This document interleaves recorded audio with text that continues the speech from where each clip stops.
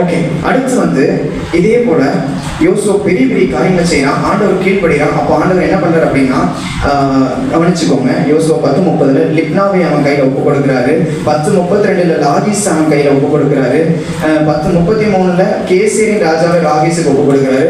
எபிரோன 10:37 ஒப்பு கொடுக்குறாரு. ஜெபீர், மலை தேசம், தென் தேசம், சமபூமி எல்லாத்தையும் யோசுவா 10:38-42 வரை எல்லாத்தையும் அவன் கையில ஒப்பு கொடுக்குறாரு. எதற்காக? கர்த்தருக்கு அவன் செவி கொடுத்ததுனால, கர்த்தருக்காக தன்னுடைய வாழ்க்கையை அர்ப்பணித்ததுனால, கர்த்தருக்காக தன்னுடைய பரிசுத்தத்தை காத்துக்கொண்டதுனால, கர்த்தருக்காக தன்னுடைய விருத்த சேதனுடைய இருதயத்தை காத்துக்கொண்டதுக்காக, கர்த்தர் சொன்ன இடத்துல தன்னுடைய பாத ரட்சைகளை கலட்டி போட்டதுக்காக, கர்த்தருக்காக எல்லா அடைக்கப்பட்ட வாசல்களை மேற்கொண்டதுக்காக, துதியினால் மேற்கொண்டதுனால, அஞ்சாவது அவன் கீழ்படுத்த அந்த செவி கொடுத்ததுனால ஆண்டவர் என்ன பண்றாரு அப்படின்னா, அந்த இடங்கள்ல பார்த்தீங்க அப்படின்னா அதில் போட்டிருக்கோம், கர்த்தர் இஸ்ரவேலுக்காக யுத்தம் பண்ணினார். இப்படியாக கர்த்தருடைய தாசனாகிய யோசுவா கூறினார்.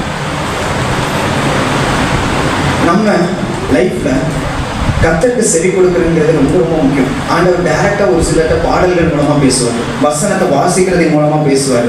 ரெண்டாவது, ஆவிக்குரிய தகவலுக்கு நம்ம ரொம்ப ரொம்ப முக்கியம் கொடுத்துருவோம். நம்ம பேரண்ட்ஸ் கொடுப்பாங்க, பாஸ்டர்ஸ்க்கு கீழ்ப்படிவாங்க. ஆனால் இன்னைக்கு நம்ம வாலிபர்கள் அவங்கள அவமதிக்கிறவர்களாக காணப்படும். அவங்களுக்கு கொடுக்க வேண்டிய கணத்தை கொடுக்கணும், பிதாவுக்கு கொடுக்க வேண்டிய கணத்தை கேட்கறேன். இன்னைக்கு நிறைய வாலிபர்கள் ஆண்டவர் கேட்கிற கேள்வி என்னன்னா, நல்லா கவனிங்க, நான் பிதாவானால் எனக்குரிய கணம் எங்கே? அவர் தான் தேவன்னு சொல்றோம், அப்ப அவருக்குரிய கணம் எங்க? அப்போ அவருக்கு நம்ம செவி கொடுக்கறதுல நம்ம இன்னைக்கு குறைவா இருக்கிறோம். அதனாலதான் ஆண்டவர் இந்த வார்த்தையை நமக்கு திருப்பியுமாக நமக்கு நினைப்பூட்டுகிறார். கர்த்தருக்கு செவி கொடுத்தல் என்பது நம்முடைய வாழ்க்கையில ரொம்ப முக்கியமாக இருக்கிறது. குறிப்பாக இந்த வசனத்தை கேட்டுக்கொண்டிருக்கிறதான, இந்த மெசேஜை கேட்டுக்கொண்டிருக்கிறதான யுத்த குதிரைகளாகிய உங்கள் எல்லாருக்கும் தேவைப்படுகிற ஒன்று, நீங்கள் பயப்படுதலை அலட்சியம் பண்ண வேண்டும் என்றால், நீங்கள் தாழ்அடித்து எழும்பி ஓட வேண்டும் என்றால், இந்த காலத்துல நீங்க எழும்பி பிரகாசிக்க வேண்டும் என்றால், கர்த்தருக்கு செவி கொடுத்தல் என்பது மிகவும் மிகவும் முக்கியமான ஒன்றாக இருக்கிறது. கர்த்தருக்கு செவி கொடுக்கும் போது அவர் காரியத்தை வாய்க்க பண்ணுவார். யோசேப்பு கர்த்தருடைய காரியத்துல அவருக்கு செவி கொடுத்தான். கர்த்தர் அவனை காரிய சுத்தி உள்ளவனா மாற்றினார், தானியேலை மாற்றினாரு. கர்த்தர் ஒவ்வொரு வாலிபர்களையும் இப்படியாக வாலிப காலத்துல மாற்றினாரு.